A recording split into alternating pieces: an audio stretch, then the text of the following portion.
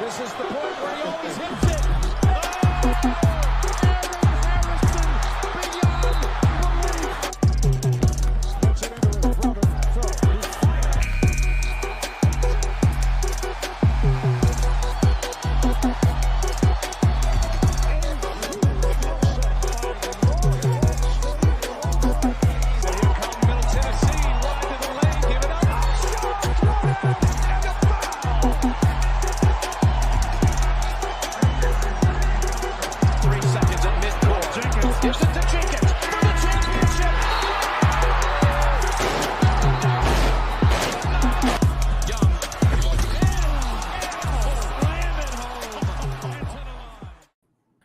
What's going on, guys? Welcome to today's stream. You know, I thought about doing a highlight of Virginia basketball from last night, but then I realized it would only be like a 15-second clip. So I went with that instead. How we doing, guys?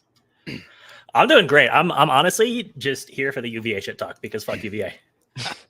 That was a great intro. It was like a mishmash of so many good and bad memories, in fact, especially when it comes to betting. A lot of those like catalyst moments. Those Harrison brothers, that Kentucky team, that was a good memory. I remember they were like way underseeded that year. Everyone was writing them off. They were way too young, and they went super deep. I remember making so much money on that. That's the year that they were like an 8 seed and they beat Wichita State?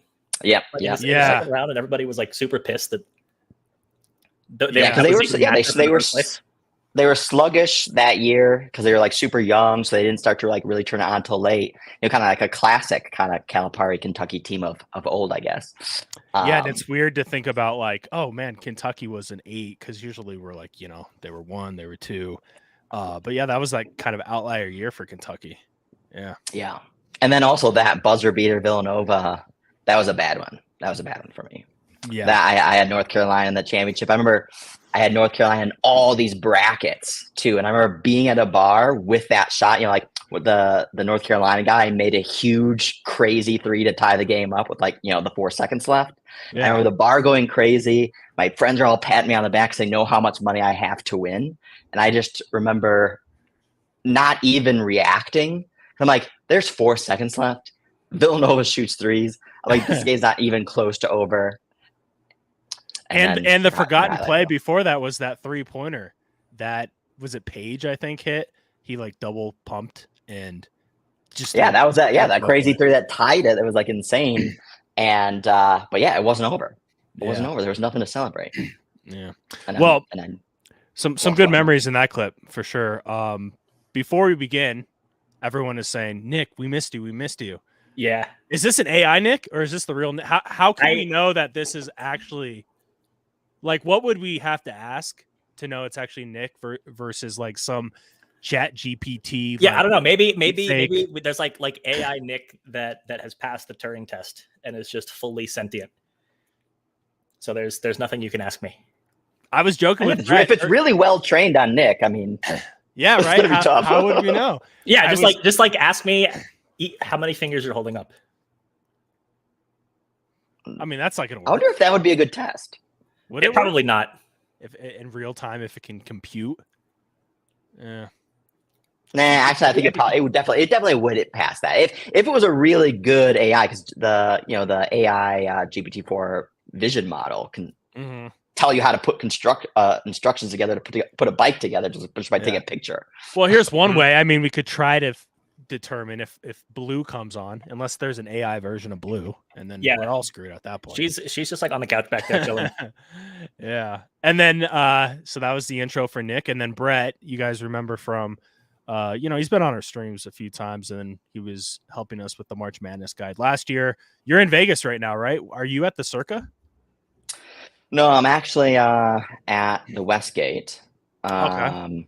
Because again, like I was scrambling whether I'd actually get to come or not, and Circa's like booked a whole like 2 months in advance, especially for March Madness. And the Westgate, I mean, it's really not bad actually for price, and then of course it's a great viewing venue too. Well, that's the benefit. The viewing venue, it is cheap. Yeah, but man, I feel like it's like especially shitty this time. But I mean, how out of the day you're going to be in the room, 6 hours maybe max ish. Yeah, maybe more. Who that's knows? true. So there's that too. Well, last year I know Nick and I, we had to like stop and Ooh, Oh. the so there he is. Again, Your like- Wi-Fi's cutting out a little bit. They found out he's at the book, and now they're cutting his Wi-Fi because they're like, oh, Yeah, they don't want anybody to hear what we're about to say. Westgate. So anyways, we are going to go through the bracket, but before we do that, I wanted to talk just about some betting strategy because I know, the three of us were betting in Vegas last year, and I really appreciate Brett with his live betting strategy because I always learn something, and we can get more contextualized with it if we want to talk about some teams that you're going to look to target. But I'm just curious, like going into it, Brett, are you like kind of targeting specific teams? Are you going to like watch the game and be like, okay, here are my notes on this matchup, Northwestern FAU. This is what I'm kind of waiting for. And then I'm going to fire. Like, what's your kind of strategy headed into the tournament, I guess? And then we can, start from there. Yeah. Well, still to be crystallized in the final wee hours. Because I think as we go through this bracket, we're going to be a nice synergy here because I think, certainly, definitely you, Ben, more like my cousin Zach, who's Context Capper on Twitter. And that's what he is, Context Capper. He knows like all the context, the fundamentals and stuff, not like super quant heavy. As for me, especially this season in college basketball, and especially here, even with the last few weeks, like just grinding to put together this March Madness book we've been doing with Shot Quality this year. I'm like totally out of the loop. So I am going to be betting almost purely based on the materials that we put together. Just looking at the raw data, not being super heavily influenced by any team's reputations or kind of like the eye test, because there has been no eye test. I probably watched the least amount of college basketball in my entire life this year. And again, like all I've been doing is putting together a lot of this data, a lot of these charts to put in this book. And so I'm going to go off that unilaterally. So it'll be good, interesting to hear kind of as we go through this, some of the things that you have to share about some of these teams.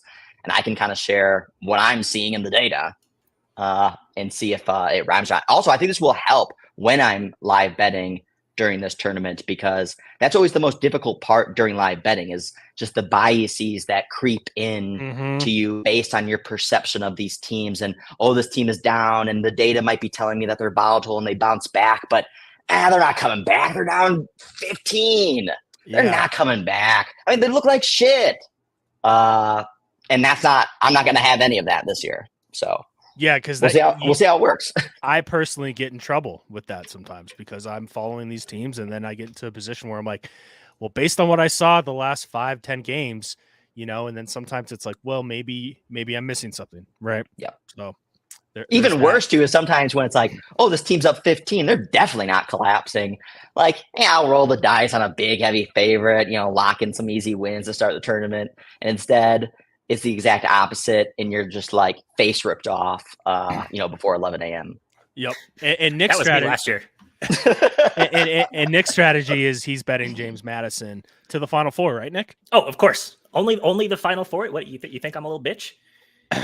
Oh, you go all the way. No. Yeah, you're like, why stop there, right? Sounds like it. I'm very, very excited to see JMU in the tournament. I was very happy that they pulled off the win in the Sun Belt Conference tournament.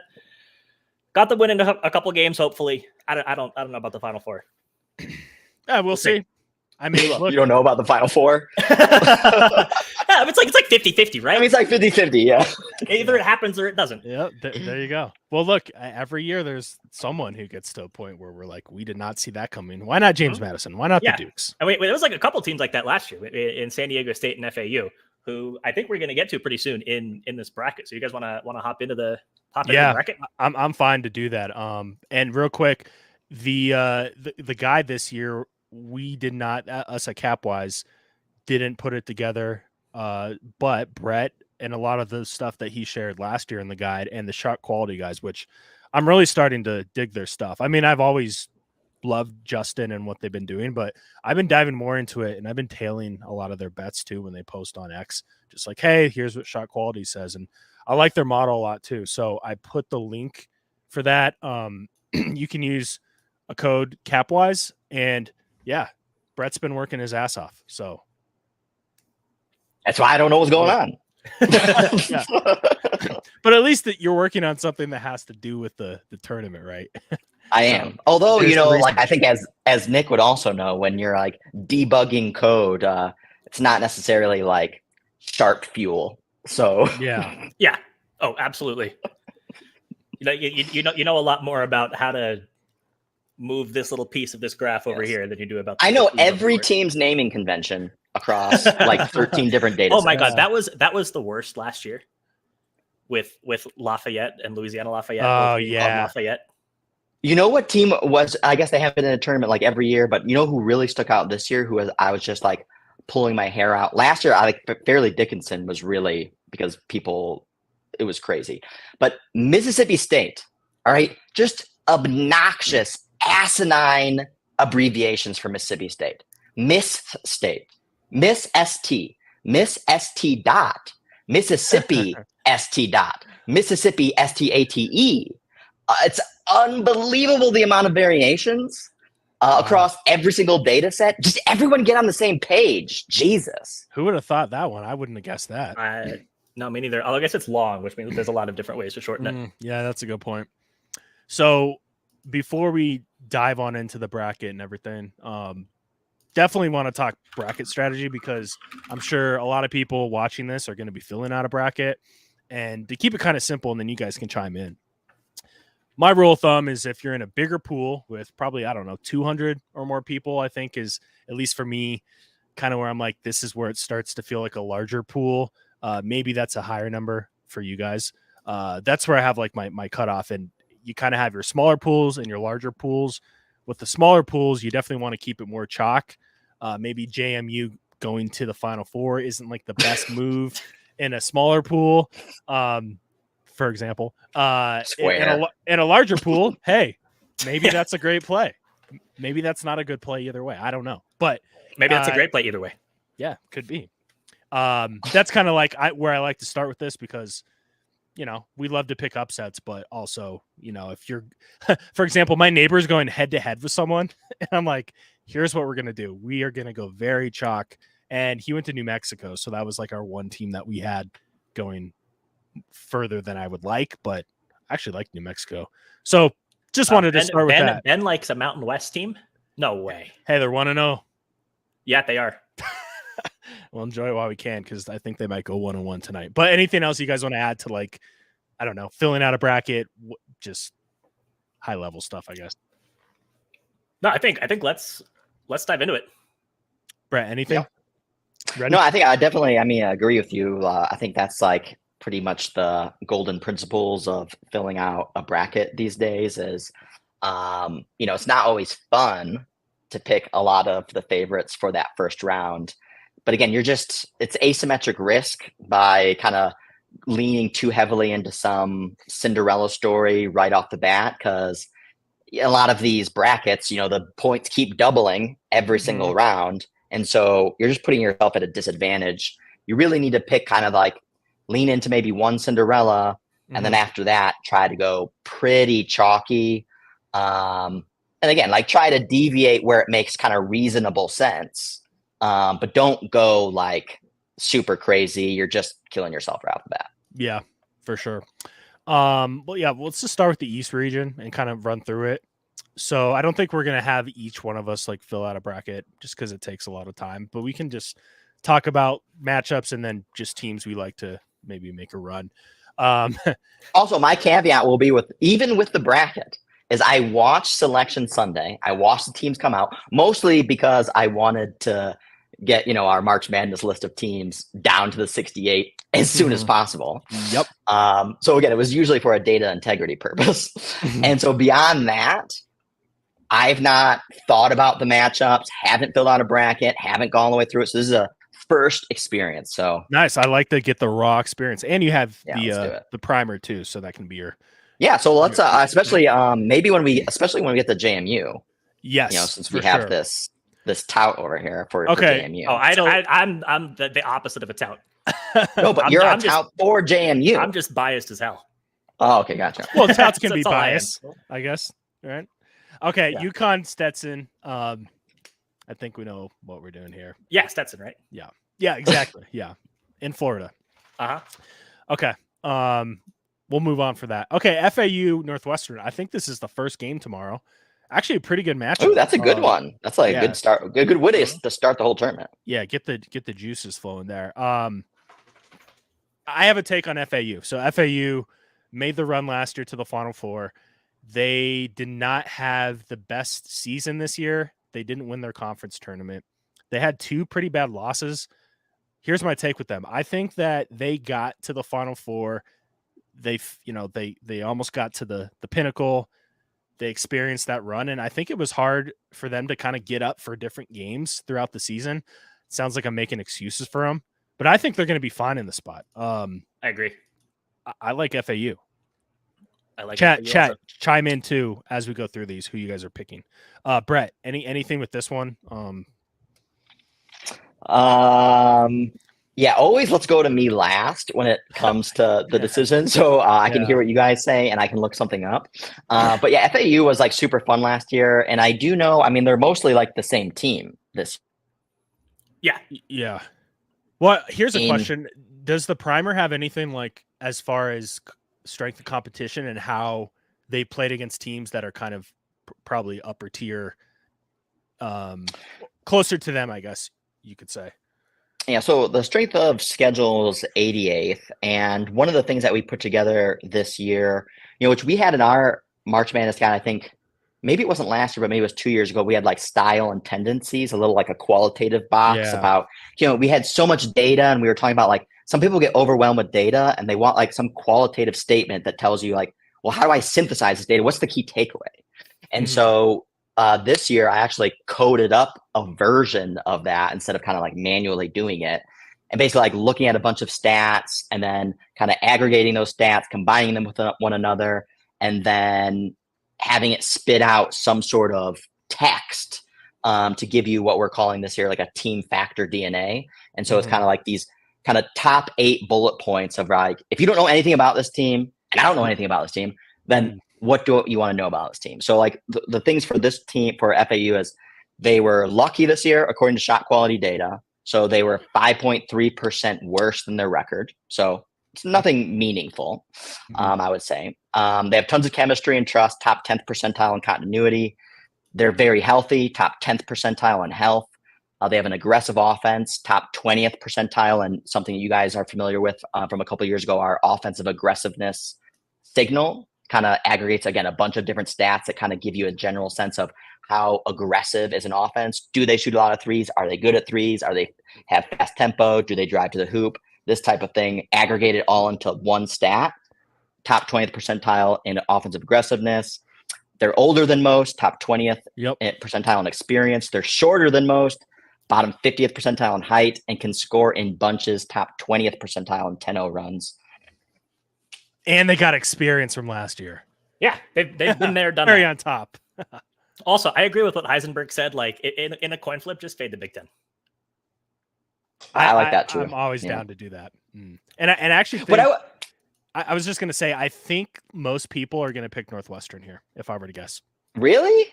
Yeah, because FAU has like, people felt like they like crept in a little bit. See, because I was gonna err on the other side and say like, I feel like most people are aware of FAU. Like, whereas last year they did sneak up on people. I guess that's a good point. I got to think this about year that. It's like, they went to the Final Four. They're definitely gonna get the first round. Oh, it's the same team. It's the same team. I feel like it also depends on the perspective that you're approaching it from, right? Because people who like only pay attention in March, I think, are likely to pick FAU. I think people who are active bettors and watching most games or following along at least with most games are probably disappointed with FAU's performance this year, and maybe from that perspective more likely to pick Northwestern. Okay. Actually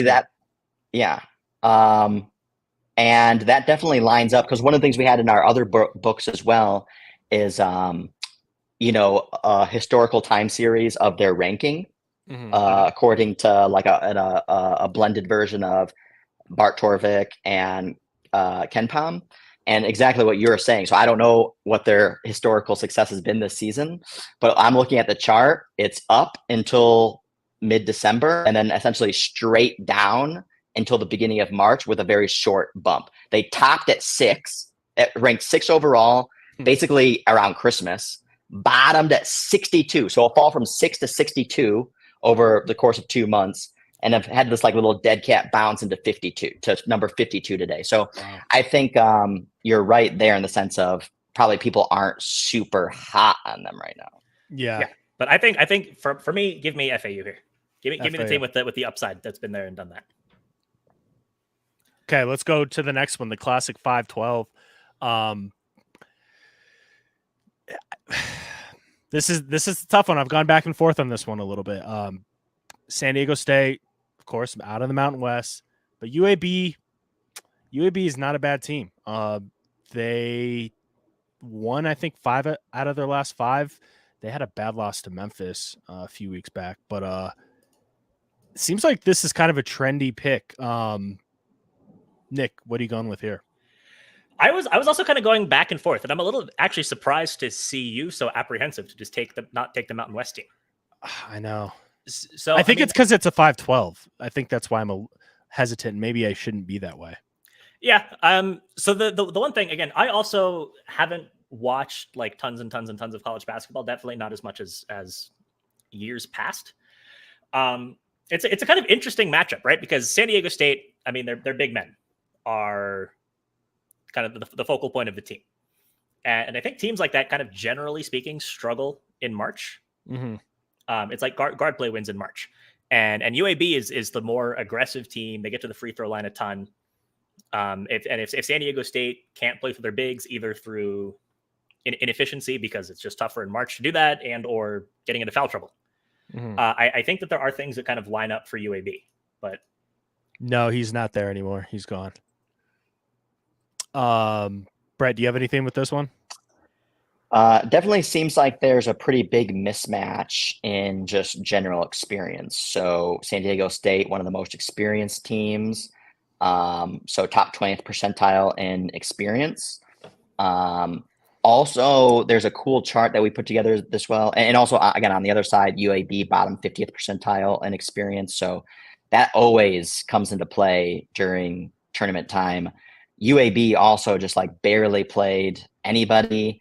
And then one of the most impactful charts I've seen so far that has been guiding my kind of early perceptions of these teams is we have 2 charts side by side. One that looks at rolling point differential for a team. So again, like how many points are they ultimately beating their opponents by, aggregating that over the course of the season. And then paralleled with shot quality's adjusted score point differential. So it kind of gives you a sense of like, all right, this is what everyone sees. And then this is what shot quality's models are actually seeing. And right now for UAB, they're going like splintered. So their point differential is up and to the right, bullish, like, oh, this team's crushing. The shot quality adjusted point differential is moving the exact opposite direction. So if you wanted to lean into kind of shot quality, they're capturing the signal here. And don't let your eyes deceive you. It looks like fade UAB. Yeah, I guess I don't know. I think in one I'm going to be the guy who has the 2 brackets, but it's because I have one that's with like 12 people, and then I have another one with 1,000. But this is one I'm like 50-50 on. So I guess I'll probably go San Diego State when it's all said and done. Next one in chat, I want to hear your thoughts on this one. Can Yale pull an upset against Auburn? I'm going to say no, because I was looking at Yale's schedule, and they really haven't performed well against higher caliber talent. Brett, I'm curious if you can look up anything about that. 0-3 versus quad 1. Yeah, so that it looks like they lost by 15 to Gonzaga, lost by 15 to Kansas, and then I just have ESPN's notable results up. And another tournament team that they played is Vermont, and they lost that game too. Yeah, and they also got in. I mean, they won the game, but it was at the buzzer. Whatever. Yeah. Also, I don't think see Auburn this. team is really good. Yeah, I was gonna say I like Auburn. Broom, super talented. I can't see this one happening. And I actually think there's a good case for Auburn. And we talk about the larger pool contest, like potentially taking down UConn, but we can get to that later. Yeah. But I'm gonna go Auburn here. Yeah, I also think from like a bracket theory perspective, if you're feeling kind of 50-50 on San Diego State UAB, you just take Auburn twice. Yep. And then just don't worry about it. If you miss it, it's fine. The points up front aren't as bad if you're confident, like Nick's kind of saying, that if they can't get past like an Auburn. So I like that take. Yep. All right. What about BYU and Duquesne? Yeah. So Nick, Duquesne, a fun team with the Drame twins, but yeah. And they also have Dede Grant and what's his face? Jimmy Grant, right? Mm-hmm. I just don't think this is a good matchup for him. So I got to go BYU. Curious, chat, do you think Duquesne can pull an upset here? And what do you guys think here, guys? I'm taking Duquesne bracket wise. Ooh, okay. Yeah. So you remember a couple of years ago we were in Vegas, right? And literally everybody. I remember we actually did this stream 2 years ago, and we ran polls in every game, and there was literally one game that was unanimous. You remember what that game was, Ben? Was it BYU? No, it was Iowa and VCU. Oh, that's in the right. first round, because Iowa was on fire, scoring 100 points every game, and VCU, A10 champ, kind of backed their way into the tournament. I was like, no, I'm taking fucking VCU. Whatever team comes out of the A10, they just win every year in the first round. Mm-hmm.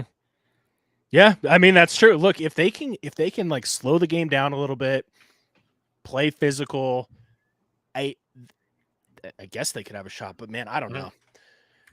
I don't know about this one. Brett, anything here? I don't love like what I'm seeing again in the data. One, shot quality has them 11.5% worse than their record due to luck. They're shorter than most, bottom 50th percentile in height. Bad from three, and doesn't shoot many. So, and slower than most. So to your point, like going to try to probably slow the game down. That probably would work to their effect, to their benefit. But yeah, I don't see anything in here that makes me particularly excited about them. They do have a head coach who coached LeBron in high school. That's all I got. Yeah, that's like 9-24 over under. So this team's a huge under team. 9-24 over under. Also, if you have an under team, I mean, maybe the underdog, at least against the spread, if you're betting. But in the bracket too, I mean, just less points is advantageous for underdogs. That's a really good point. If they can get up somehow, I would, from a live betting perspective, Brett, I'm curious if they get up, maybe I feel a little better if they start to really control the game. Maybe, I think they would be in a good spot to win. But I think if BYU gets up, I just don't know how they're going to claw their way back in the game.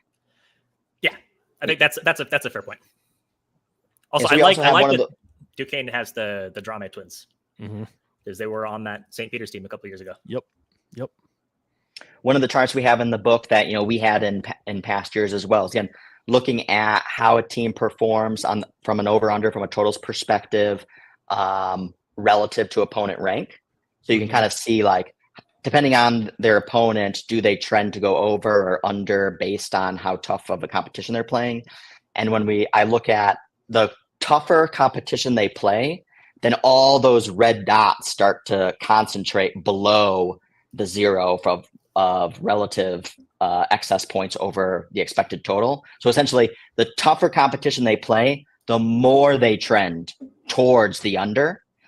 So that would basically what I would try to target here, because I'm also looking at scoring drought. We have a scoring drought analysis. So looking at how often does this team go across various time buckets of not scoring a point.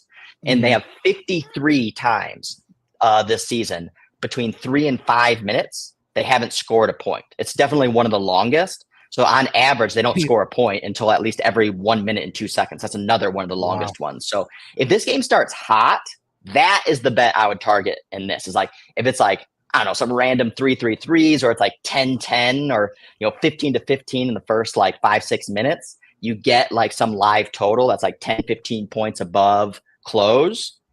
That's the bet I'm looking for. Yeah, I like that. No, that's good stuff. Let's get into the next game here. So Illinois and Morehead State. This is actually one of the games. I haven't placed this money line yet on Morehead State, but I have it written down because I think I like Morehead State in a potential upset, and I want to explain why. So Illinois, I've been watching a lot of lately. Fun team with Damask and Terrence Shannon Jr., but they don't play defense.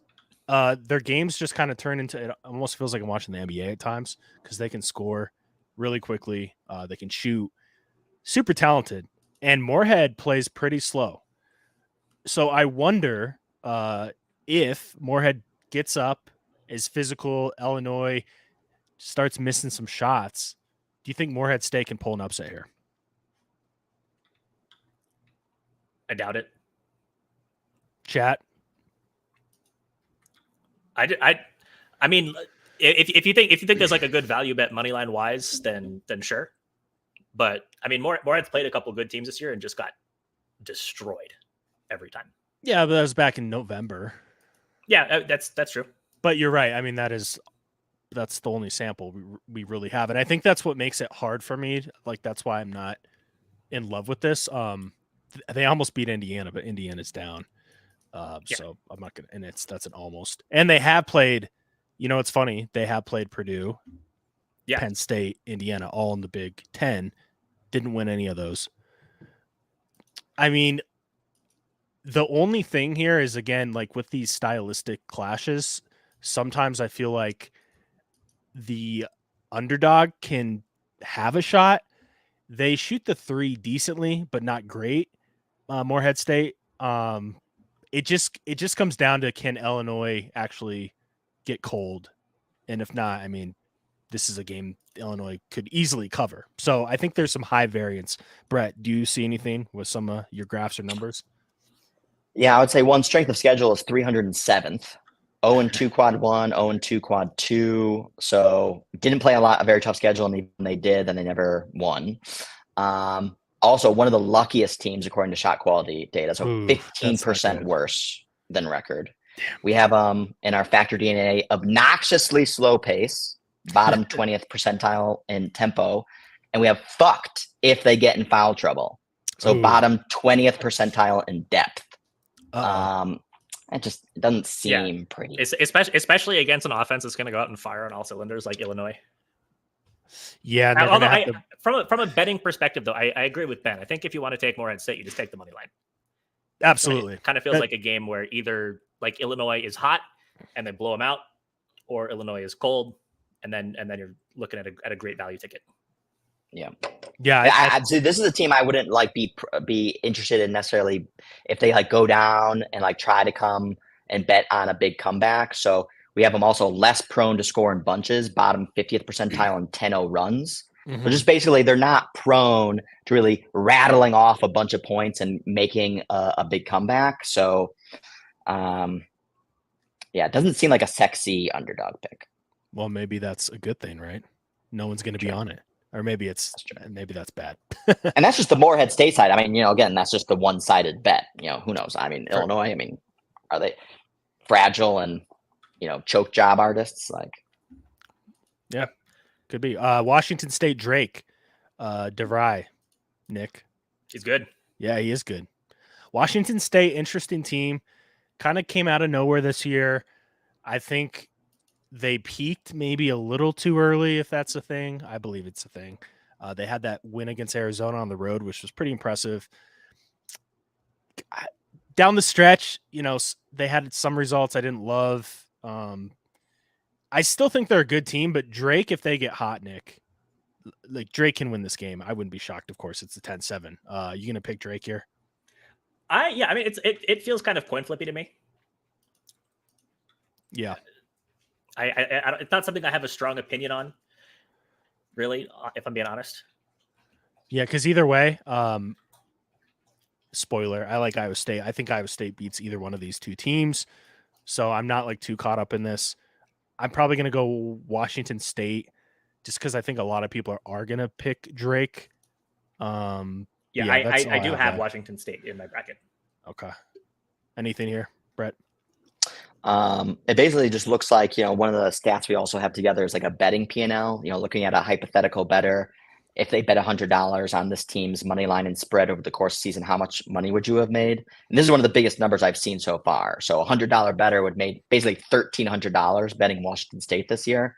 So my impression is that they were meaningfully mispriced for 3 months of the year, or whatever, and surprising a lot of people. Okay. Yeah. And I think that's a combination of like a couple big upsets, like a win over, or 2 wins even over Arizona, I think. It might have been 2. They also Or beat Washington Colorado. Yeah, they beat then- Arizona twice. Yeah, and then also just being the perspective of them was one of the definitely like bottom half of the Pac-12 coming. Exactly. It took a while for the market to catch up to them. That's for sure. So, yeah. Drake coming off that Indiana State win too, that was a crazy game. I think Drake was up by like 16 with like 4 minutes left, and Indiana State almost came back and won. But yeah, I'm going to go with Washington State here. And then Iowa State, South Dakota State. I'm going Iowa State. Is there any chance we get a 15-2 upset, Nick? I mean, there always is. I'm never going to pick one in my bracket. I know. That's the thing, right? It's hard to ever pick that. Yeah, and the San Diego State team doesn't feel like quite as potent as some San Diego State teams of the past few years that have been kind of trendy upset picks. South Dakota State. That's what I meant. If I didn't say that, yeah. I fucked up on that. Did I say San Diego State? Yeah, I meant South Dakota State. But we all forget. You're just thinking about the Mountain West right now. That's all I ever think about. Is the Mountain West. Yeah. Brett, is there anything on your end that would see the Jackrabbits pulling off the upset? One thing I do just want to say lastly on the Drake Washington State is Washington is huge, like height wise. And also, so we put together a height leverage index, which essentially looks at not just how tall they are, but they tall and are they good at the things that you should be good at if you're tall? You're not just like tall and fucking pointless. Like Connor Vanover, Nick. And so Washington State is very high on our height leverage index. Drake is very low. So that is definitely going to be a mismatch. Again, that's just one single element. Doesn't mean that that's going to decide the game. But if that's something that you're interested in, there's going to be a mismatch there. Mm-hmm. Yeah. Good stuff.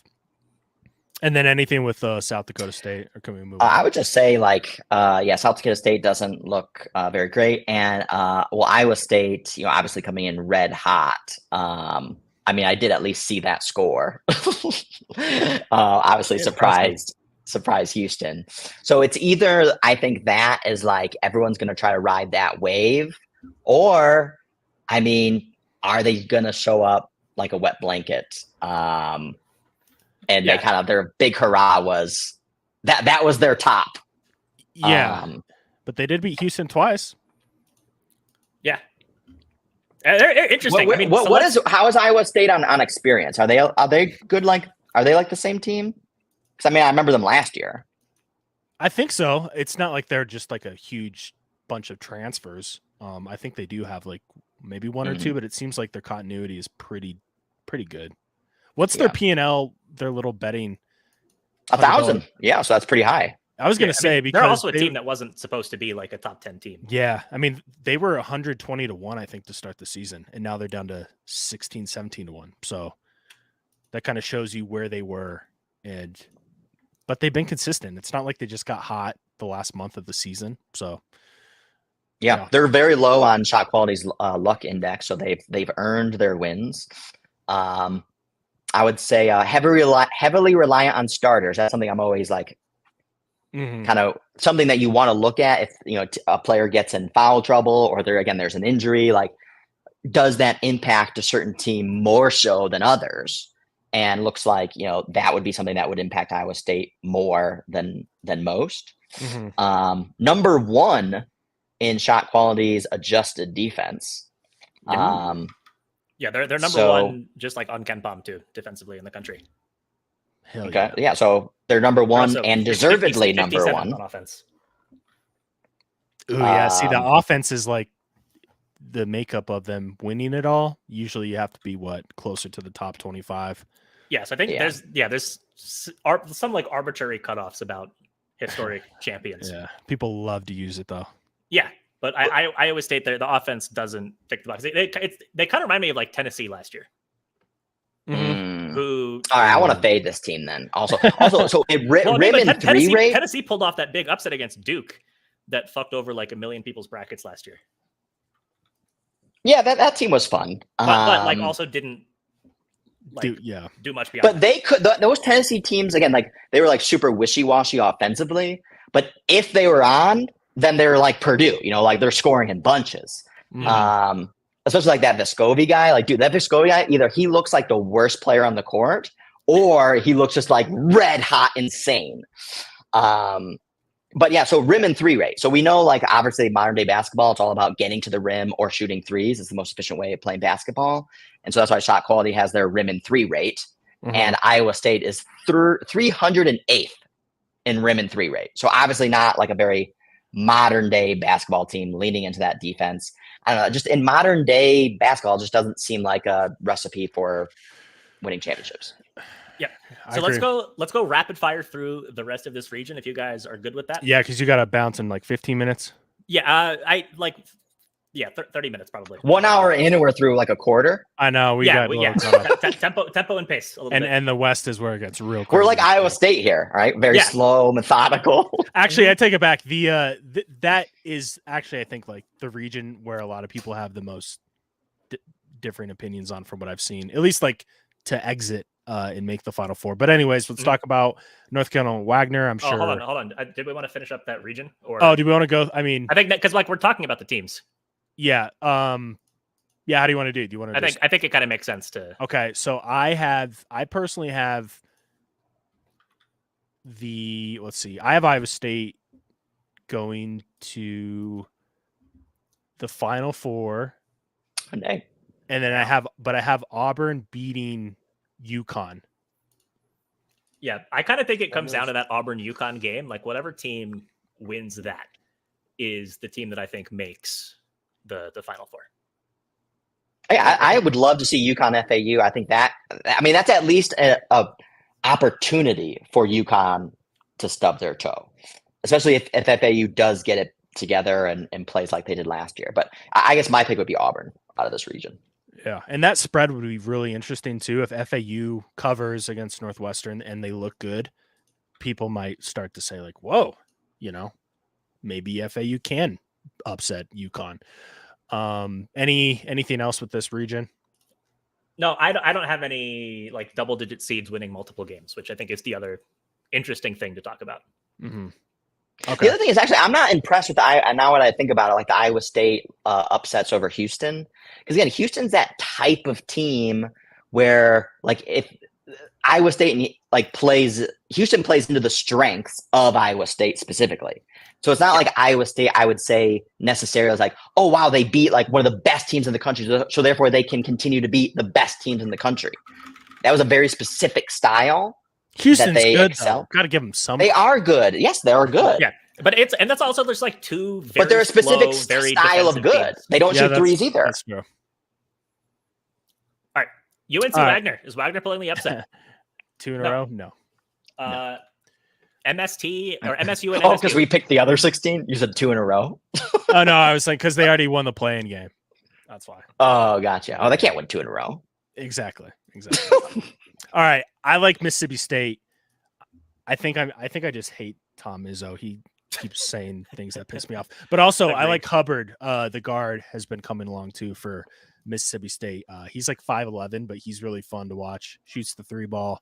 I think he could be a guy that people know his name after the tournament's done. So I'll go with the Bulldogs. I think I'm actually going Michigan State here. As much as I hate Tom Izzo, I mean, they played the best team in the country really close in their first game this season. They took JMU to OT. I remember that game. JMU should have won that one. JMU did win that one. Oh, yeah, that's right. Yep, they did. That was because that was the first day of the season. Michigan State was like preseason number 4. That's or something. Right. So I go Miss State. SEC. Yeah, that's going to be a good game. Definitely. Mm-hmm. Yeah, for sure. Okay, St. Mary's Grand Canyon. Oh man, I feel like we're going to be split on this one. Chat, I want to hear your thoughts on this one. I like St. Mary's. I'm just going to start with that. Nick, who do you like? Yeah, I think I'm going to take St. Mary's too. I'm always a big St. Mary's advocate. We got on the shot quality luck. We have this category called "Blessed by the Gods." It's the worst you could possibly be from a luck perspective. So 20% worse than record is Grand Canyon.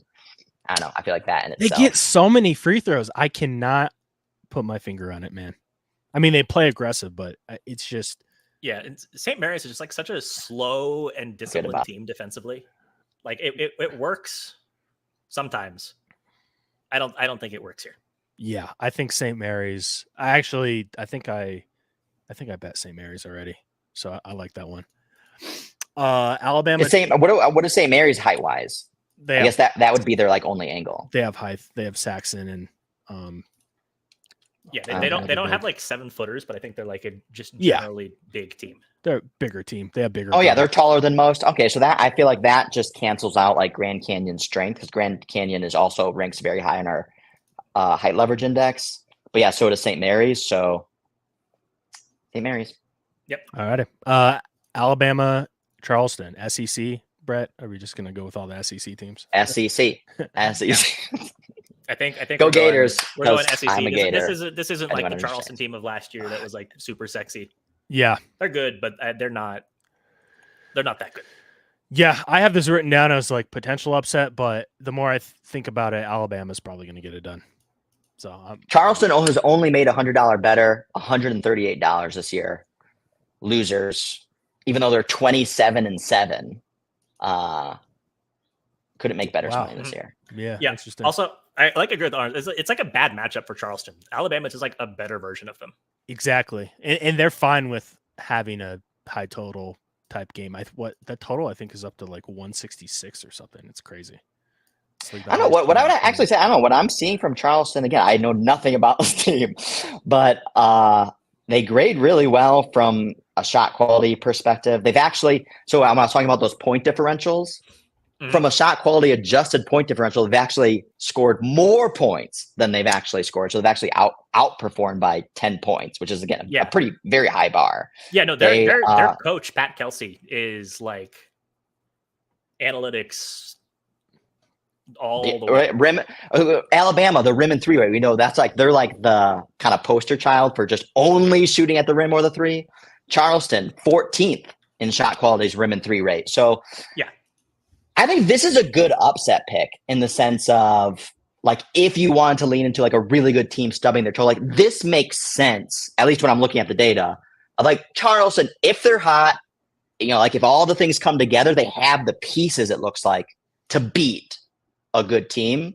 This one's not bad. Not a bad. That's kind of how I felt with when I was looking at it, but Alabama is streaky. So we'll see there. Clemson, New Mexico. I mean, New Mexico, I thought was going to be at least a 10 seed. So that's interesting. They're an 11. Of course, they won the Mountain West. PJ Hall, though, for Clemson is a dog. I think he's a pretty good player. But I'm going New Mexico. Shocker, right? Nick, what do you like here? Yeah, I'm kind of always inclined, at least in the first round, to pick against the Mountain West. I know we had San Diego State in the championship game last year, but let's not forget they went like the conference was like what 1-4, 1-5 in the first round. Mm-hmm. Yep. That being said, I mean this New Mexico team is good. Yeah. This is what I would say about New Mexico is just that again, I don't know anything about anything, and I have heard the most bullish talk about people thinking they're super clever about hey, watch out for New Mexico. So it seems like square sharp, New Mexico, kind of like underdog, trendy pick. Mm-hmm. At least that's in my own anecdotal experience. Again, I know nothing else besides that. But just floating that out there in the ether. Yeah. I'll say on KenPom ratings, not that this is the be all end all, New Mexico is actually 14 spots higher than Clemson. Yeah. In KenPom, they're just flat out the better team by that metric. Mm-hmm. Go Lobos. All right. Baylor, what's the spread? I think it's like, is it close to a pick 'em? New Mexico's actually favored. Oh, wow. Okay. Well, this is actually the other thing we should have mentioned at the very front is like when you're filling out your bracket, like, and you got dumb schmucks potentially like myself, like looking at Clemson, New Mexico, like if the New Mexico is actually the favorite, New Mexico's like it two- makes two and a sense half that Yeah. obviously use spreads to help guide like these superficial upset picks when you're doing Exactly. the bracket. Yes. Exactly. Well, Baylor is favored by 13.5, so not here. Colgate, Because Colgate's a again, weird I was team. just saying, I thought New Mexico was a trendy underdog pick. They're not even underdogs. Yeah. Trendy Okay. favorite. Yeah. They're trendy favorite. I'm going Baylor. I don't think Colgate has enough firepower. Yeah, this is like this isn't the Colgate team of the last couple of years where they're just like going to go out and shoot with anybody in the building on the right night. Yeah. Yeah. So Colgate. Brett, anything? No, but I like that if Colgate isn't that same Colgate team, because again, even like myself, I would think, oh, Colgate last year. I know they put in tough. They've been playing tough like a couple years in a row. If this is a different team, easy fade. Mm-hmm. Yeah. Okay. So Dayton, Nevada. Here's another situation where we have the lower seed as the favorite. Nevada's the favorite here. I like Nevada. I like what I've seen out of them. They do have some experience too as well. Holmes, though, for Dayton can take over a game single-handedly, but I like the spot too for Nevada because it is at altitude. It's closer to Reno. I think it's a good situational spot too. So I'm going to go Nevada. Give me Dayton here.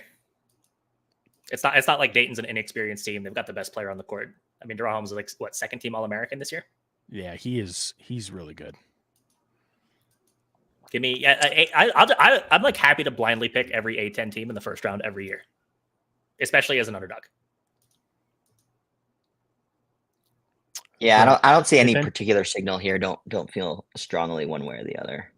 And I will say, with this game, I think Arizona gets to the Sweet 16 either way. So I like Arizona here. Long Beach State, Brett, did you hear about this? Their head coach, he got fired before. Oh, got fired. Yeah. Yeah. So I think he's just coming into this kind of chilling, no pressure. I mean, he's still coaching hard. He wants to win, but it's kind of a fun situation. Yeah. Well, looking at the time series of the rankings, it's just straight down. Like basically everyone's short selling him. Opened the season number 98, went all the way down to 220th just last week. Oh, wow. I mean, this team, he seems like he was probably deservedly fired. I mean, the team's not good. So, yeah, they have some fun players. They have the Traore brothers, who are just like two bigs, who are both like very talented scorers and insane rebounders. But they're I guess air quotes best player, Marcus Sahonis, is like literally my least favorite player in all of college basketball. He's like washed Russell Westbrook. That's not good. He scores 17.8 points a game, shoots 40.5% from the field on a ton of volume, shoots 30.5% from three on like 4 to 5 threes a game. Just like the definition of inefficiency. And definitely inefficient. They're the rim and three rate. Again, talking about that's like the most efficient basketball. They rank 347th. So pretty much almost dead last in all of Division I college basketball in rim and three rate. Yeah, I mean, and they don't even shoot well at the rim or from three. As a team, they shoot 30.8% from three. So like Arizona lost last year because Princeton scored. So I'll say this about Arizona. It seems that most are down on the Wildcats. Ooh, I love that. That sounds like an opportunity then. They're my champion pick. They're my champion pick. I will say I have them going to the championship game. They were my champion pick last year. That didn't work. Me too. No, it didn't work last and so that's why I'm always a year late. I'm always a year early. So yeah. That's right. I remember that. I remember this too. This is giving me PTSD now. But look, it's the whole script, Brett, because the Final Four is in Phoenix. The Elite Eight game is in LA. So everyone's like, it's going to be North Carolina, Arizona, and the Caleb Love revenge spot, right? Going up against his old team. Yeah, I like Arizona to make a run and get out of this region. But do you guys see anything with like Alabama or even Mississippi State or Michigan State pulling an upset against UNC. Do you guys? I mean, see UNC that seems happening? vulnerable, and again, in my limited experience. Yeah, I don't hate the idea of whatever team you have winning that 8-9 game. I mean, maybe it feels like the most vulnerable 1 seed to lose in the second round. And the look ahead spread, I believe someone brought this up, is 4.5 for like either team. So North Carolina would only be a 4.5 point favorite. So, I mean, is St. Mary's like the same St. Mary's team? Like always, like, yeah, they impress. Again, there's always a crowd that thinks they're going to go far, and then they always just don't have enough in them. Like, is this that same team? not as much as last year, Nick, but there always is that subset of people who are like, oh man, St. Mary's, they look good, they play good defense, but then the tournament comes and Yeah. Yeah, Basically, okay, this so what region did they- seems very open. It what seems did they- open. Yeah, so last year St. Mary's, I guess they won their first game as a 5 seed, and then they lost to UConn, who went on to win the national championship. Got smoked by UConn. Hey, Yeah. they lost by 50. The year before, they won their first round game 50? 15, it's only 50. Come on. and then they lost to UCLA, who made The final four. the final or- four, if not the championship game that year. Oh, Elite Eight, I think. But still. Let me double check. Yeah, they lost to eventual champion, I think, North Carolina. So what you're saying, Nick, is Alabama is going to make the final. Yeah, it's like I'm saying that like St. I Mary's, know. like it seems like they run into a juggernaut team in like the second or third round every year. Like This is what I'll say about slot team. This is what I'll say about St. Mary's, just from an intra-game live betting trading perspective. I'm looking at one chart where it basically shows, again, how they perform in every single game, max lead, max deficit, do they win?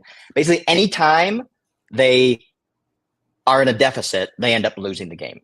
So basically, any more than 5 points. So if they go down by more than 5 points, they have not come back and like won. They've done it once, right at the very tail end of the season versus Gonzaga. Just rip up the future ticket. Yeah. It's a signal. Yeah. Yeah, so that honestly, and against maybe playing Alabama in the second round, a team that scores in bunches. Maybe that's just like a good spot for Bama. Mm-hmm. And then. But I will say St. Mary's grades very well across every other metric, though. But again, maybe probably consistent with other years. This is why people fall into the St. Mary's kind of value trap. And they're also just like a super slow team. We were saying Charleston is a potential team potential upset bet. They match up well if they're gonna check all their boxes. If they're gonna play the best basketball that Charleston can play, it looks like they can win. Yeah, but Alabama also could just get super hot and they could cover easily. But hey, that's what you're kind of looking for with the dog, right? Those types of matchups.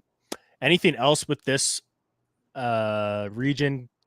New Mexico, like, kind of trendy. I've seen to make a run, but I don't know. What are your thoughts there? This one's super open. This seems like the openest one so far. Like all these teams, it seems like they've stubbed their toes, have looked kind of like not as good as advertised. And Baylor has 2 guys, maybe even 3, that are potentially going to be first, second round NBA picks to Misi. They have, is it Nunn? And I believe Kobe. No, it's who's the other guy? I was looking at it. Walter. Oh, there's Walter and Matt Missy. Yeah, Walter. Yeah. So they do have that going for them. So something to keep in mind. Yeah, one of the things we have in our player analysis is actually where they rank in the potential NBA draft. And so Jacoby Walter is expected to be the 7th pick. Yebs Missy, 15th pick. So, 2 NBA players at minimum. Yeah, I mean, hey, New Mexico's got 2 NBA players too. Really? That's true. I mean, I don't know if they're going to be like top picks, but I mean, Mashburn and House feel like Jamal Mashburn Jr., baby. Be in the NBA in some way, shape, or form. Okay, so we got to talk about this region for sure, Nick, because James. I might be wrong on that if you have actual data that says otherwise. It doesn't say he's going to the NBA, but I mean, his dad was in the NBA, so I'm sure he's definitely going to a lot of games. He will be at NBA games. Yeah, That's how it works, huh? Yep. So As long as you're in the stadium. Houston, Longwood. We're going Houston. Oh yeah. As much as it would be nice to have the Longwood Moorhead. Oh, that'd be great. I did see a Reddit post. Did you guys see that pop up? About Yeah, I did see that. That was fun. Did you post it? Maybe you reposted it or something. Maybe. Oh yeah. It was Purdue's lost to like phallic teams. Yeah, Fairleigh, Dick, Moorhead. Yeah. Okay, so this is a fun one. Nebraska, Texas A&M. Texas A&M, they can score. Nebraska, they can score too.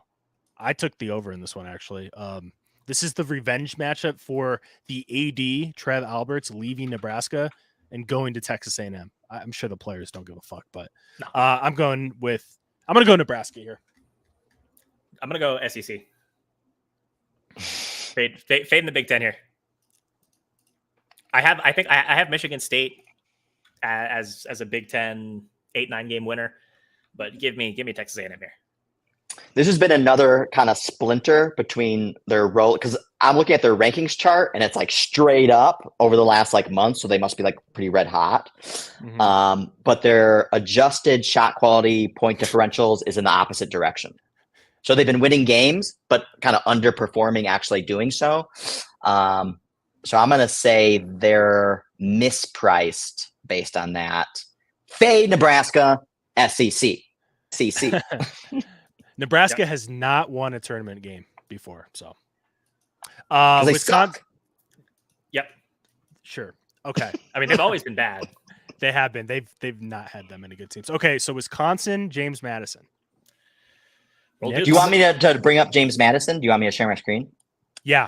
I want to see this for James Madison. So Nick, start us off with why you like James Madison, other than he went to school there. I have no other reasons. I mean, that's.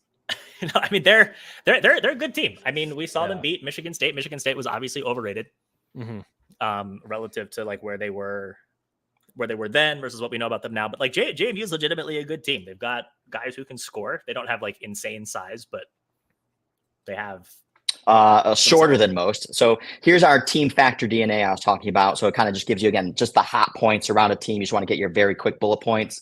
Blessed by the gods, 20% worse than record, according to shot quality. So not starting off good for you, Nick. Shorter than most, as you Nick's were just like, fuck about. Data.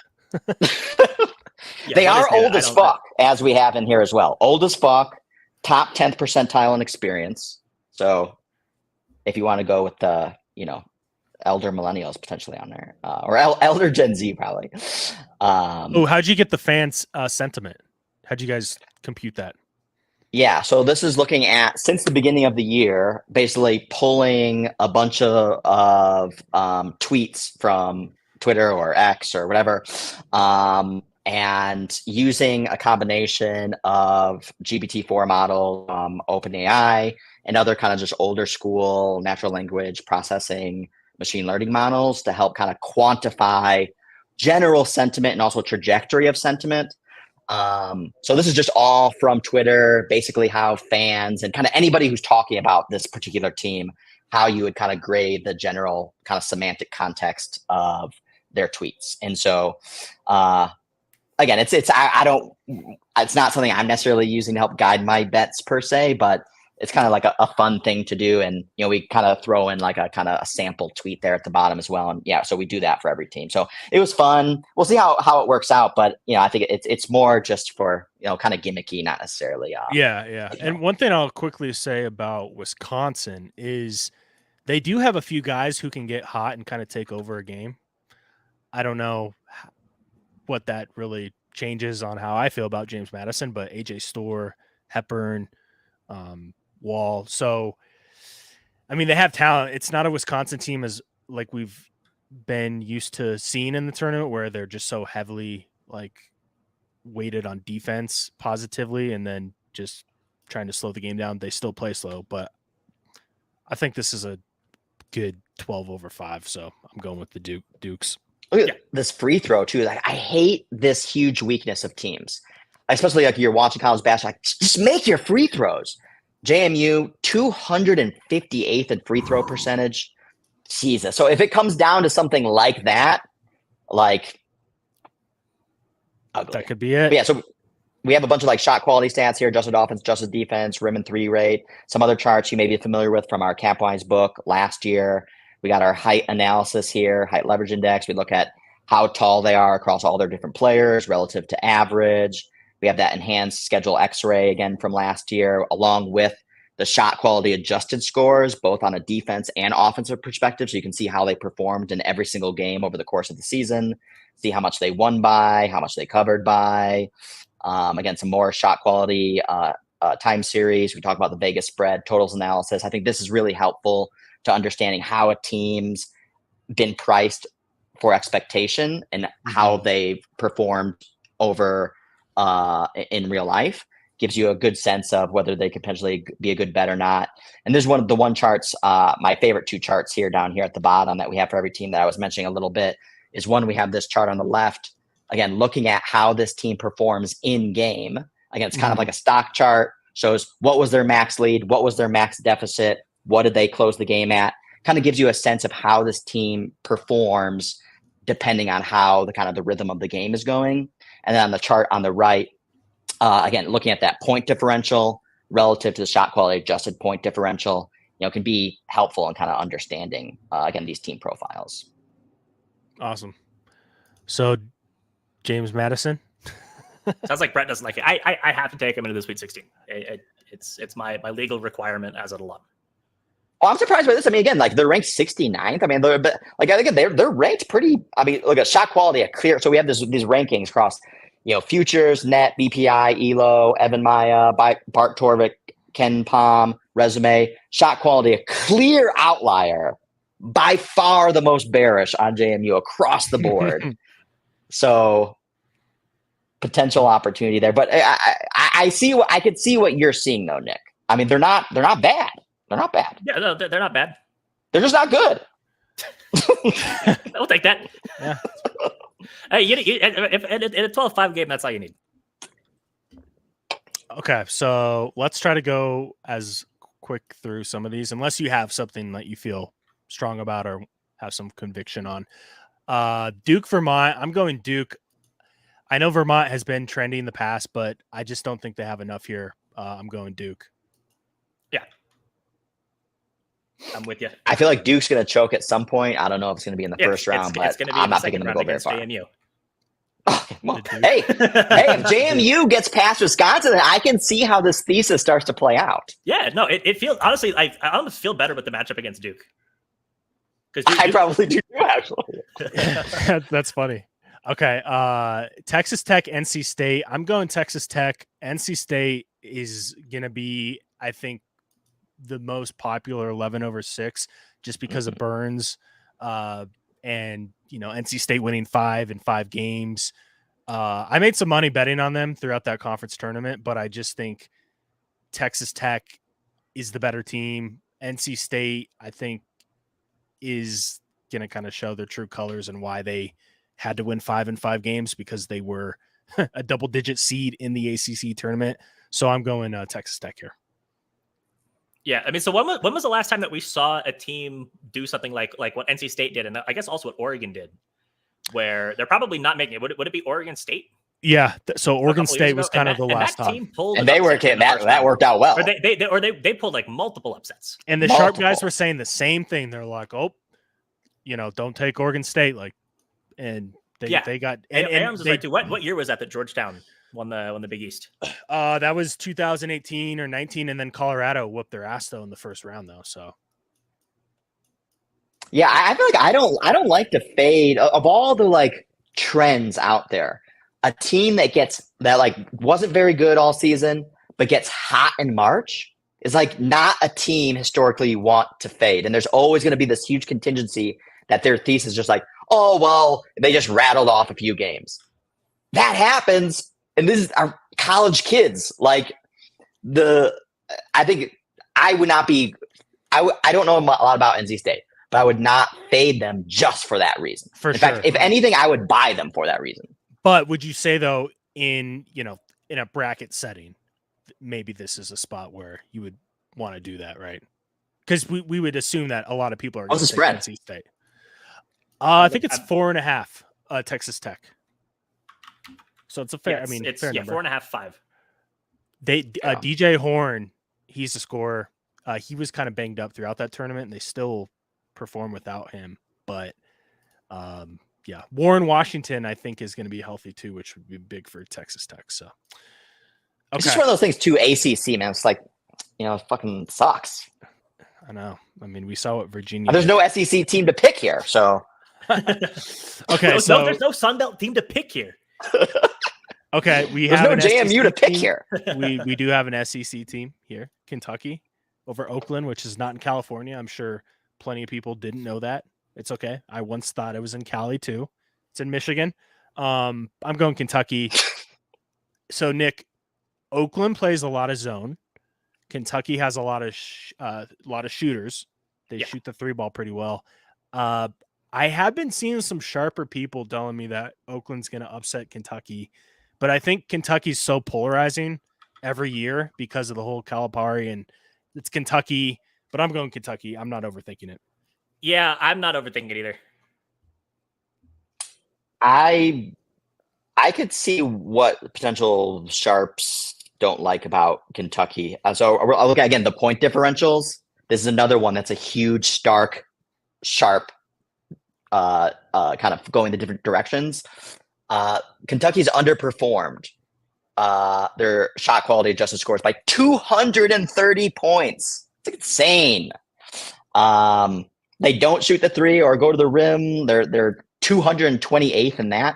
I don't know. Just that as just like basic building blocks of who's good, who goes far in these tournaments. I don't like it. So I don't know if it's in this game in itself, but I'm not hot on Kentucky. If there's like some sharp contingency that finds value in Oakland, I would probably nibble. Mm-hmm. Kentucky though, Nick? Yeah, I think Kentucky for the sake of the bracket. Although probably maybe a team that it's a good call to lose in the second round, bracket-wise. Yeah. So Okay. Also maybe that could be like a tiebreaker if you're kind of coin flippy on Texas Tech, NC State. Like, which team do you think matches up better against Kentucky? Mm-hmm. Yeah, that's a good point. Oh, and that's one thing. Last thing I'll say on this one is just so the height is going to be a massive distinction in this game. So one of the factors we have is Oakland is considered short kings, bottom 20th percentile in height. Kentucky is number 3 overall in our height leverage index. So there's going to be a massive like separation, just like probably raw athleticism in this game. So, but again, because Kentucky doesn't shoot the 3, I think that opens the door for being upset. Well, they do shoot the 3 well though, right? They just don't shoot it often. Is that right? Yes. Like really well. Yes. So they're number 1 in 3-point percentage. Yeah. So my thing, this is always difficult sometimes because it's like, is there a reason why they're not shooting the 3? But in a zone, I'm always more inclined to say like they will shoot more 3s on average playing a zone because they're going to have more open looks, I guess. So that's why I like Kentucky. But I mean, it's a 3-14, so it's not groundbreaking. All right, let's talk about Florida. We don't know who they're playing yet. Colorado's 3.5-point favorite. It doesn't matter; they're going to win. SEC. Wow! Right? Imagine making a biased pick in this region. That's crazy. SEC. Let's not spend too much time on that. We can talk about them later if they advance. Marquette, Western Kentucky. Marquette. Yeah, I'm not feeling spicy. Yeah. Sunbelt. Yeah, probably not. Yeah. So any double-digit seeds that we think could make a little bit of a run here, win a couple games, or like high-seeded teams that could lose in the second round. Because I'm obviously super biased. I have JMU in my Sweet 16. I also think that whoever wins that NC State Kentucky game, this looks like a lot of double NC State digits. Texas Tech game. I mean, yeah, I think taking them over Kentucky is a reasonable play. Yeah, I don't hate it. Kentucky's just, I mean, every game, it's just, what are you going to get out of them, right? If you get the best Kentucky, they could come out of this region. But Texas I love this for Florida. I think this leans right to them. Marquette, and Florida, to where Virginia, they could go far in this. I don't see like any huge roadblocks. Again, it would potentially be Houston, obviously, but that would be down the end. Yeah. Yeah. So is this just chalk Houston Marquette Elite Eight matchup? Or... I have this pretty chalky. I'm not going to lie.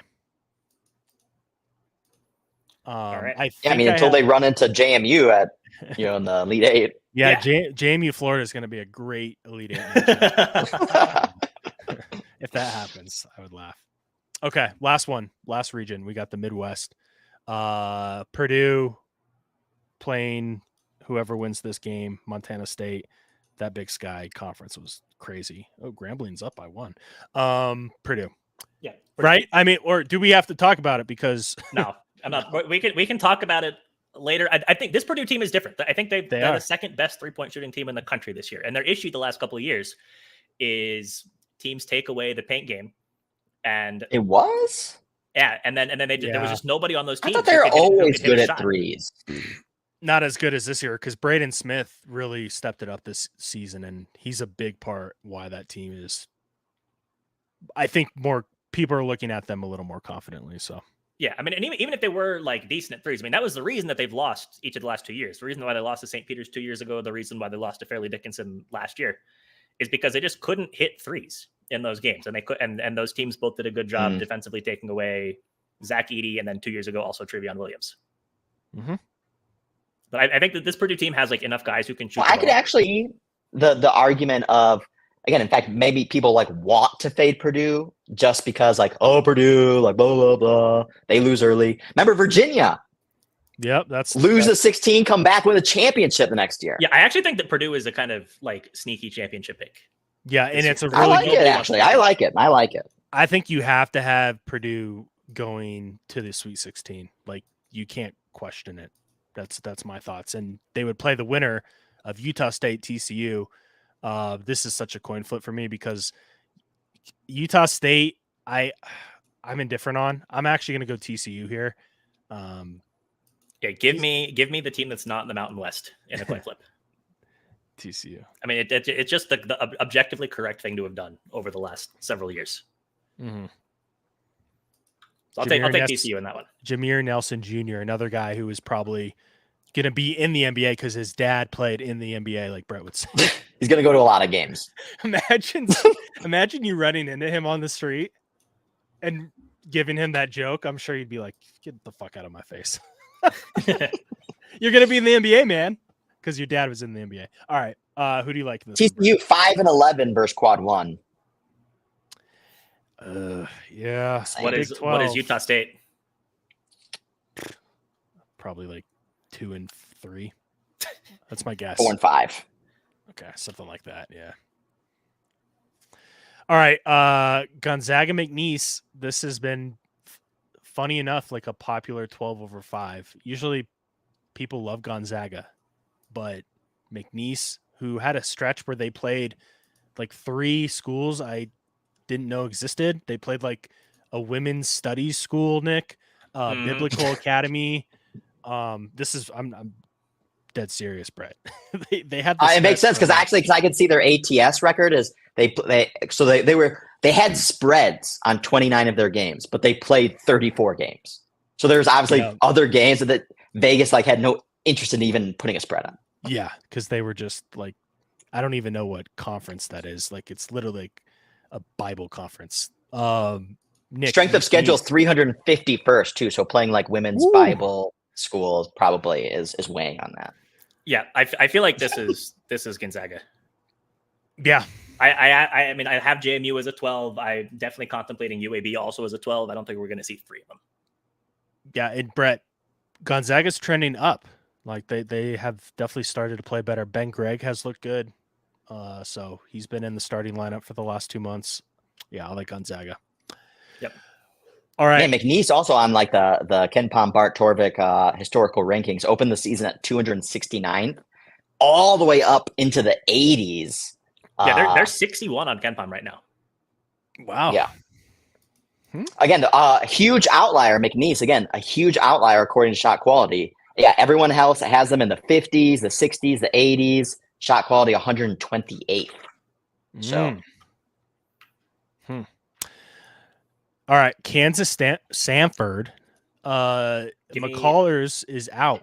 for the rest of the tournament, so that's big. But I still like Kansas. Ooh, that's huge. You know, give me Samford here. It's going to be Dude, when trendy. he didn't play, didn't they? That was like the one of like 6 college basketball games I watched this year was when McCullough he wasn't playing, and I didn't know what the fuck was going on, so I bet Kansas live, and they got their faces ripped off, destroyed by like 30. I think this is going to be so trendy, though. Honestly, Maybe I don't even like it because Kansas is banged up. I love this Samford team. They played like such a unique style of basketball. It's just like it's so much fun to watch, and I do think it kind of translates well against higher levels of competition. Oh no, I like this. We got bench rotation deep as fuck, run and gun pace, and red hot from 3. I like that. Yeah, they're as a team. I was again. I'm just reading their ESPN thing, but 10 different players play 12 plus minutes a game. As a team, they shoot 39% from 3 on super high volume. They play like full court press nonstop. Mm-hmm. And like that's just like the recipe for upsets is force turnovers, shoot threes. Yep.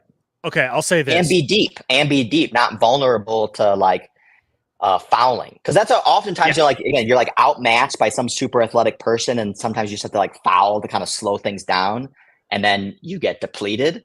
But yeah, having them be deep, ultra aggressive offense, top 10th percentile on our custom offensive aggressive signal. Tons of stuff is lining up. This is really, really attractive. Okay, so I'll say this. If you want to bet this, take the money line. Yes. 100%. Don't mess with the spread. What's the spread? 6.5. It's double digits? 6? Jeez. Yeah, I mean, it's not even this. I thought this was like a big kind of like, hey, look at me, like Samford, baby. Because Kansas is it's like mediocre, man. You know what this feels like? This feels like it was UVA and like Abilene Christian last year. Furman and Furman, yeah. I knew it was purple team, but it was like the 4-13 game that was like such a trendy upset pick that made you want to just take the 4 seed. And that happened. And then it happened. But it did happen on like a miracle 3. But hey, props to them for hanging with them. So yeah. So but give me Samford here. Okay. The biggest outlier there is the height. So basically, watching this game, I would say if you wanted to bet it live, like if you see good stuff from Samford, if the height differential isn't affecting Samford, then be like, I would bet Samford. Even if you get them like at a worse price, +3. If they look good, the height's not affecting them, get Samford. Wait for that information, bet Samford. Also, yeah, money line pregame. Mm-hmm. Okay. Samford has a guy who shot 47.2% from 3 this year on 108 attempts. Wow. I will say they lost to Purdue by 50. McCullers got ruled out, and I'm pretty sure I'm speculating a little bit, but I think he could play, but he doesn't want to. He doesn't. Because of like NBA stuff. Yeah, but again, I don't know this for a fact, so it is what it is. Also, Samford is in Homewood, Alabama, and Kansas has Hunter Dickinson. So there's your. All right. Let's move on to South Carolina and Oregon SEC. So we know what Brett's going to say.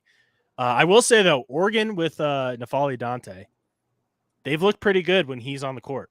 But the problem, though, is he does get into foul trouble. And if he's in foul trouble, this is one, Brett, I would like circle or write a note on, or like whatever you do to do your AI notes these days. I'm transponding this whole conversation. So yeah, I'll exactly. have like I'm surprised you don't have the summarized notes. What are they called? The Apple, what are they called? The face things? iPhone? No, guys, help me out. What are they called, Nick? Where you put them over your eyes? Vision Pros? Oh, the Vision Pro, yeah. Yeah. No, it's Gen 1. Like I'm waiting like smart man. Yeah. Okay, anyways, but if Oregon gets into foul trouble with Dante, I would like take South Carolina live at that point. Yeah, what's interesting is a little revenge narrative here for Jermaine Cuisinart. Ooh. Started 3 years at South Carolina before transferring to Oregon. And same similar situation with a team getting hot who wouldn't have made the tournament, getting the auto bid in their conference. So yeah, it's an interesting one. I don't like Oregon. They score like really bad on a lot of our factors. I mean, limited chemistry, less prone to score in bunches, younger than most, shorter than most, slower than most. Fade. Yeah, I mean, SEC. Neither of these teams are like particularly. I'm supporting my bias with data, just FYI. Mm-hmm. Yeah, I mean, Kieran. Look, Oregon's tough because I don't want to get caught up in being like, is it just because of Dante? Like maybe there is something more, but at the same time, yeah, I just and also they're not shooting the three well at all. So who's not shooting the three well? Oregon. They're like they're both bad from three. Yeah. So South Carolina shoots 33.5%. Oh, I took the first half under in this actually. Actually, provide me some context, guys, because actually this is one of the more interesting like rankings charts. So it looks like South Carolina like almost breached top 10 status at the beginning of the year, and then had kind of like fell off over the last kind of 3 months. Is that team that almost breached top 10? Is that still in this or not? Yeah, I think it was expectations, right? Because they have a NBA talent. What's his face? Is it Broyles? No, it's he's like a hyphenated last name. He's an NBA prospect, and I think they just were expected to do a little bit more and didn't meet those, but they're also they're 6, so it's not like they fell off, I guess. Sure. SEC. Yep. Okay, so this one's interesting. Creighton, Akron, because it's in Pittsburgh. Akron's what? A few hours away, Nick? It's probably like 3 or 4 hours. Yeah, so Creighton kind of got fucked as a higher seed on location here. I like Creighton's a team that I think could actually make the Final Four. Good call. Yeah. Because I was actually just going to say that they score really well in almost everything that I'm looking at. And I was hoping that they would be a sneaky pick. Are they sneaky or they're not sneaky? I would say they're sneaky, Nick. Like what are your thoughts on just I mean, they're just like a really solid team. They're not elite, but they're just very good. There's no glaring weaknesses that they have. But there's no sexiness. Yeah, it's just like a well-rounded team. And they don't foul a lot, but they also don't get to the free throw line a lot because Cockbrenner, he like plays like he's a 3 when he should play as a 5, but he is a good rim protector, but he also doesn't bang in the paint as much as I think he should. So he's interesting, but if Shireman and Alexander are hot, like they could that's where they can make this run. And also like I think their path is actually pretty good, depending on what you guys think of Tennessee. We'll talk about in a second. But yeah, that's why I like Creighton to make a run. Mm-hmm. And actually, when I'm looking at the ranking history, I forgot. I mean, they opened the season like top 5 status, right? Like, mm-hmm. I mean, we got them old as fuck, giants among men, good from 3 and shoot a ton, and pristine health. So that's all the types of things you want to see. Also, they were relatively unlucky. In fact, Shot Quality says their record should be better than their 23-9. Prone to scoring sprees, top 10th percentile in 10-0 runs. Like, that's everything that you want to see. Mm-hmm. And having said all that, they're going to get upset by Akron. That's March Madness, baby. Oh, Brett, so this was the game, and Nick, did you see this where Kent State fouled and they were up? The guy thought they were, I guess, down, or maybe they were tied. He fouled. I didn't see that. Like I heard about it. Literally fouled the guy, intentional foul. He didn't know the score, and they shot 2 free throws. That was the game. Kent State lost. Crazy, huh? That's wild. Dang. Yeah, they were down. Yeah, I think they were down. Oh, they were up. They thought they were down. Tough. Well, it does. They grade very poorly when it comes to luckiness. So very lucky, 13% worse than record. So, and I'm sure that was like a huge element. One win right there. Mm-hmm. All right, Texas, Colorado State beat Virginia. God, that was such an ugly game.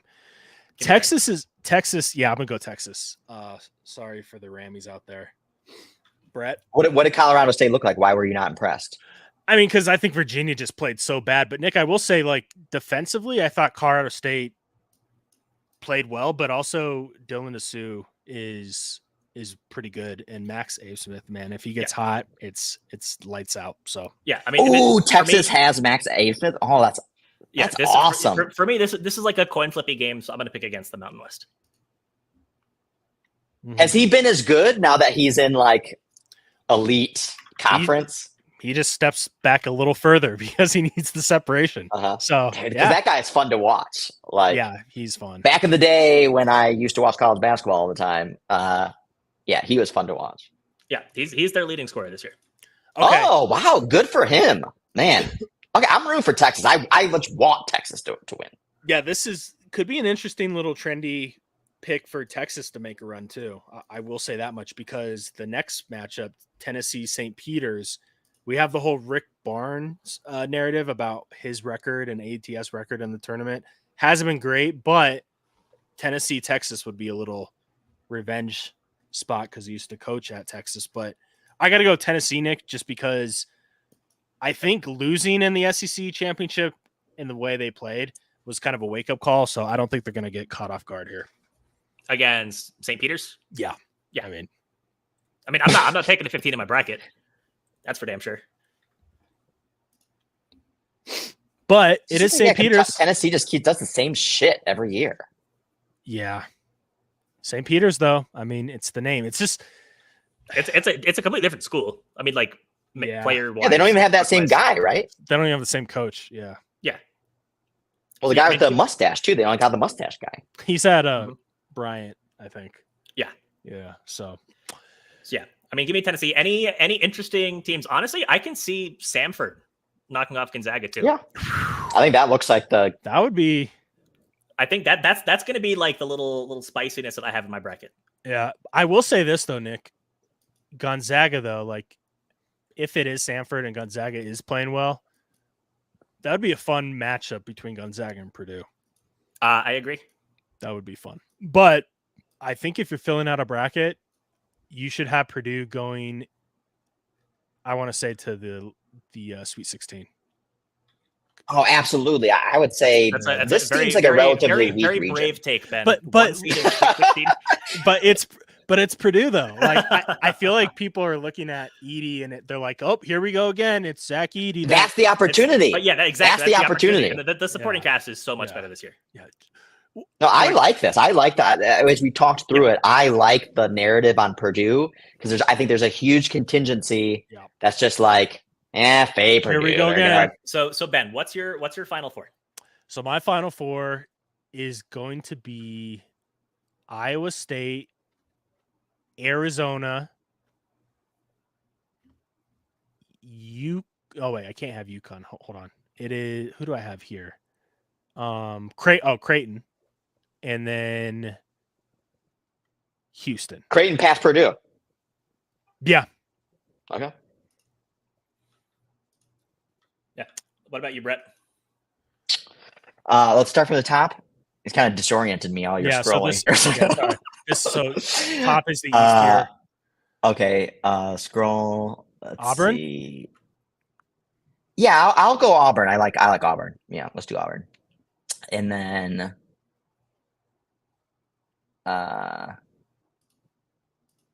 This is like I'll do Arizona. Yeah, Arizona. Destiny. So Auburn, Arizona. Houston's. Oh. See, this you could go a lot of different ways here. I'm gonna. Again, this is like very open. I'm going Florida. Go Gators. You know what's going to be funny when Duke makes the Final Four and everyone's going to be like, we hate Filikowski for the whole court storming thing and all that. Okay, and then the Midwest. Purdue? I think it is going to – I like the Creighton. I'm gonna go Creighton. Purdue. No, Creighton. Purdue, Creighton. Purdue. Because, again, I like the narrative like Purdue surprising people because everyone wants to fade them. But – I actually do think they probably still will stub their toe. So, and I like I feel like maybe Creighton's being a little bit underappreciated. I love those teams that started the year like top 5 status, all the hot predictions, and it just didn't play out perfectly. Yeah, it's like one of the best predictors of March Madness success. Yeah. Because it's just like a completely unbiased view of the talent on the team. Yeah. Mhm. Yeah. Sometimes it takes like a while to get full circle. And also the Big East. I'll do Creighton. I mean, they beat each other up in that league, man. Yeah. Okay, Nick. So what about you? We'll start at the top. Yeah, I mean, so the tough thing for me is who wins that Auburn UConn game. I'm still going back and forth on it. I think whichever team wins that game is the Final Four team out of the East. So you have to be on record. Okay, I'll go Auburn. I like it. Give me So Arizona. no one likes Illinois. We didn't like really say really much about Illinois. No, I don't think Illinois is like good enough defensively Yeah, to like beat many good teams. I agree. They can easily basically beat all of anybody. us think Iowa State can't do like their offense is liability. Yeah, I think Iowa State's offense is too bad. I think that Illinois' defense is too bad. I think the well-rounded teams in this bracket are UConn and Auburn. Gotcha. Okay, so the West. Give me Arizona out of the West. I like it. We have consensus there. Talk about talent too with Arizona. They got NBA prospects. Okay, Mhm. South. I think give me Houston out of the South. I don't particularly like Houston. It's just the way that the bracket lines up. I think that they have a relatively easy path with either Nebraska or A&M, and then with JMU. I mean JMU is probably the toughest game. Wow, welcome back to JMU hype train already. Jesus. And then the bottom, and then the bottom half, I just have no idea what's going to happen. So give me the team from the top half, which is Houston. And then out of the Midwest, I'm going to take Purdue. I like it because I think of the 1 seeds, Houston and Purdue. Well, I'll say just Purdue. I don't think Purdue is going to get as much love as some of these other 1 seeds. Because UConn's going to be in like 50% of people's Final Four, maybe more. Yeah, honestly, I have in my bracket right now, I have Purdue winning the whole thing. I just think based on how good they are relative to the expectations and how many people are going to have them, I think it's a good value play. I like it. I think I have Arizona winning. Yeah, I have Purdue over Arizona in the final. 2 teams that I had going deep last year and both lost in the first round. Purdue is also a great team to bet at a deficit. So interesting. If they do get in the deficit at any point in time, don't get scared out of your booties. Like, oh, here we go again. Like, so when they're down to whoever they play in the first round, it's okay. Mm-hmm. And that game, just don't do it at like minus 700 or anything. But like, yeah. Okay. So, any bets that anyone has? I have a few totals, but I think Texas Tech, man. I like them over NC State. They're a good team. I think NC State again. Like, I know that they had that run. Is there something to that? But I just think that I don't know. I don't think they're that good a team, to be completely honest. Which is weird because they just won the ACC. But yeah, I have. Is it Charleston double digits? Let me look. Plus double digits? Yeah, I believe so. It's 9.5. Goddamn. Well, if it's 10, it changes your thinking. Hey, every point counts. Well, yeah, but you're going to take the money line, I thought, right? Well, again, like that's one of those matchups. Again, like as you guys know, and as you framed it from right off the beginning of the show, like I'm way more in tune with like live betting, less like the pregame stuff. Yeah. I like information, take advantage of mispriced information. And the most information happens in game. And there's always the biggest price dislocations. Mm-hmm. So that's a game I will be targeting, watching in game. Like, do I see these check boxes? And if I get if Charleston looks good and the mismatches aren't materializing, and I get a worse price on Charleston, I get Charleston at plus 6.5, plus 230. I'll take it with more information. Mm-hmm. Yeah. And so that will be one I'll be watching.